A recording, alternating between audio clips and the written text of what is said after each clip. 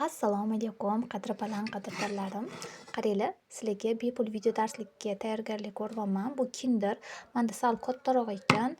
To'g'risini aytsam, bu Kinderlarimni bir 5 yilmi, 6 yil oldin bitta qiz sotgandilar. Ancha bo'lib ketdi. 5-6 yil oldin sotganlar. Bu sifati yaxshisi.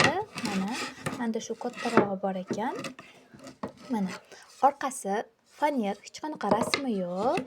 Oldi esa kinderli variantini sizlarga bepul video darslik qilib joylab beraman. Xudo xolasa, qaranglar, buni kattasi ham, kichkinasi ham to'qilishi bir xil bo'lgani uchun men sizlarga faqat qo'limda shu fanerim bo'lgani uchun sizlarga kattaroq variantidan o'rgataman va hamma galochka, oddiy chokka biladi-ku, o'shaning uchun boshqacha murakkabroq chokka o'rgataman. Chunki bilgan narsalarni videosini ko'rib to'qib o'tirsa odam zerikadi. O'shaning uchun men sizlarga boshqacharoq, neobichniyroq fasonda to'qishni o'rgataman.